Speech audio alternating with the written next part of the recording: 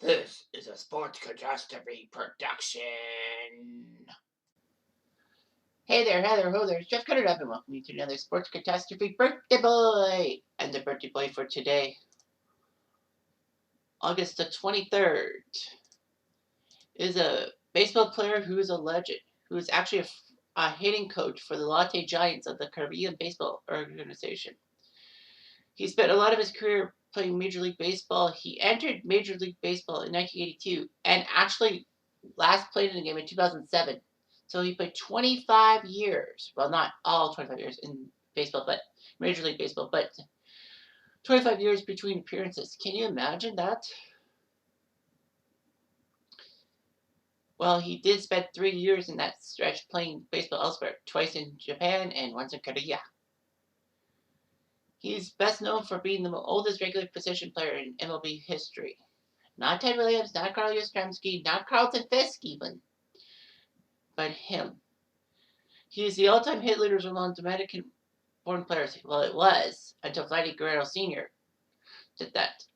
He played for the Phillies and would play for be a shortstop, second baseman, first baseman, designated hitter in his career. He's 64 years old. His name is Julio Franco. Julio Franco was born in the Dominican Republic and signed by the Philadelphia Phillies organization in 1978. So he would be promoted within the Philadelphia minor league system each year and debuted playing 16 games at the end of the 1982 season for the Phillies.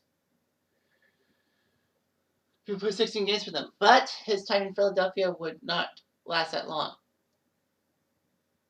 He was traded in a 5-for-1 deal with Cleveland. Cleveland gave up highly regarded prospect Vaughn Hayes to Philly in exchange for Julio Franco alongside Manny Trillo, George Vukovich, Jay Baller, that's his name, and Jerry Willard. To give up Manny Trillo was treason for Philadelphia, I felt. And Franco, too. Philadelphia would get to the 83 World Series but lose. Anyway, Julio Franco did a couple of times get in trouble with Cleveland for leaving games before the game started. But Franco was a decent hitter for Cleveland in the late 80s, and Cleveland just was struggling mightily. He could steal bases. He went from shortstop to second base by 1988 and won 4 straight Silver Slugger awards. He had a long whip-like swing with the heaviest bat allowed. Unfortunately, though, he did lead the AL a couple times in grinding into double plays. And 7th on the all-time list. But Cleveland didn't think they could afford him, so they traded him to Texas, who needed a second baseman. Texas gave up Pete O'Brien, their first baseman, and 2 prospects who wouldn't do so well. The Rangers had got Rafael Palmeiro the day before,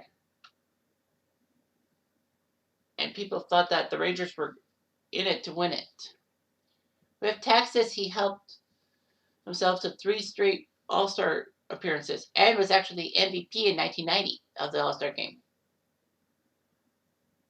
Franco got a 2 RBI double off of Rob Dibble of the Reds. That was the only 2 runs in the All-Star game. In 91, he got the AL batting title, beating Wade Boggs. Unfortunately, though, Franco would have knee problems and would basically mean that he wouldn't be a middle infielder. All that. He decided to become a designated hitter before opting to be a free agent and signing with the Chi Sox. And he hit 20 home runs for the only time in his career. He was on pace to get 100 RBIs, but you know what happened? That baseball strike. Franco did win the Silver Slugger Award. Before the strike ended, Franco decided to go to Japan to play everyday baseball with the Chiba Lotte Marines. And, he spent 1 year in Japan. And then once that season ended, he went back to Cleveland. Julio Franco helped Cleveland get to the 96 playoffs. Franco would play for Cleveland still in 97 until they released him and Milwaukee signed him. But Chiba got him back in 1998.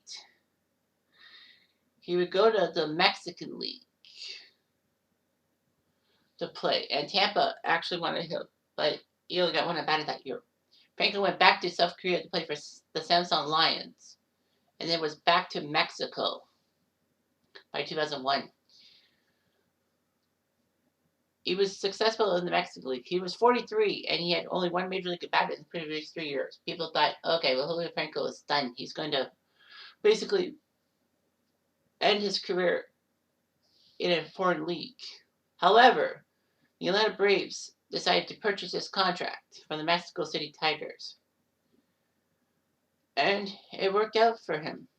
He was a good hitter against left-handed pitchers. That's what Atlanta really needed.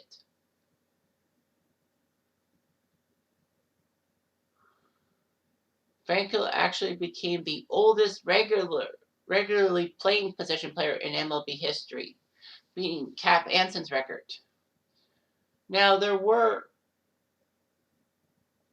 a few non-pitchers like Jim O'Rourke and Minnie Minoso, but they were only on those teams when they were older than Franco, but as publicity stunts, and didn't play regularly as much as Franco did. And in 2005, Franco decided to sign with the Mets. And when he retired, he was the last active player born in the 1950s. And April of 2006, against the San Diego Padres, he hit a go-ahead 2-run home run, became the oldest player in Major League history to hit a home run. But he would beat his own record a couple of times, including hitting one into the swimming pool at Chase Field in Arizona against Randy Johnson, no less, May of 2007. Franco became the oldest player to hit a grand slam, a pinch hit home run, 2 home runs in one game, and to steal 2 bases in a game. Franco in 2006 stole a base, becoming only the second oldest man to steal a base, only behind Arlie Latham for the New York Giants in 1909.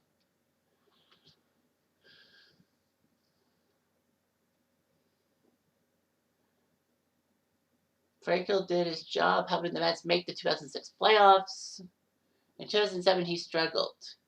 He was designated for assignment, and then the Braves decided to pick him up. He got 2 RBIs in his first game with the Braves. And after Texas traded Mark Teixeira to Atlanta, Atlanta designated Franco for assignment. He declared free agency October 2007 and began his 2008 season in Cancun in the Mexican League. He decided to retire by May 2008. So he was made to be manager of the Gulf Coast League Mets. He went to Venezuela to coach. He was okay, but not that much. Unfortunately, Franco only received 6 Hall of Fame votes in his first chance to qualify for the Hall of Fame, which meant he was dropped off the ballot.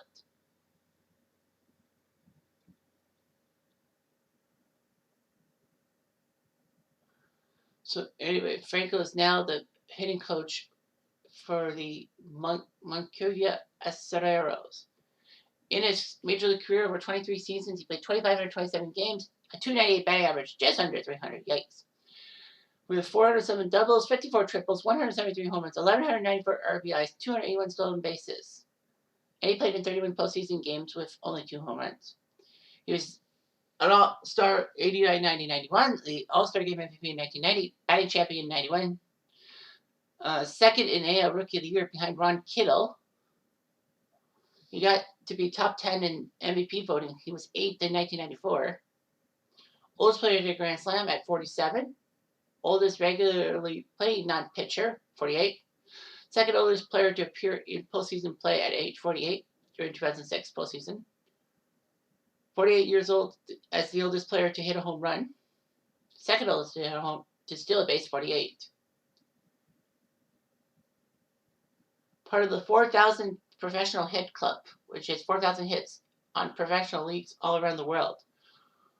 Only 8 players. Oh yeah, they count the minor leagues too. Only 8 players have got 4,000 of those. Pete Rose, Ty Cobb, Hank Aaron, Jigger Stats, Stan Musial, Derek Jeter, and Terrell Suzuki.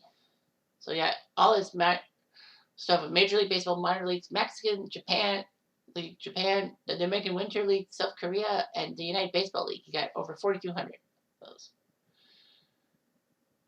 In fact, Julio Franco in 2006 was the only active player to face a pitcher who pitched against Ted Williams, and that was Jim Katt when he did that the final day of the '59 season.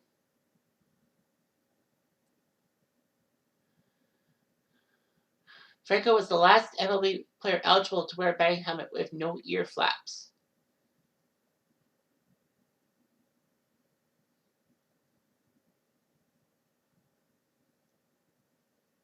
Well, he was eligible until they made the change, but he did wear a helmet with ear flap throughout his career. Anyway, Julio Franco was actually the sixth batter Roger Clemens ever faced in his major league career. And then they faced each other in June of 2007. It was amazing. Well, he is a practicing Christian and all that with the Holy Spirit, but Julio Franco, yeah, he was a good hitter. I remember reading stuff about him in the 1990s. And then for him to play till 2007, almost at 50 years old, that's amazing. Not even the greats like Hank Aaron or Pete Rose ever did that. Just makes you think, doesn't it? Anyway, I'm Jeff Diamond. I do.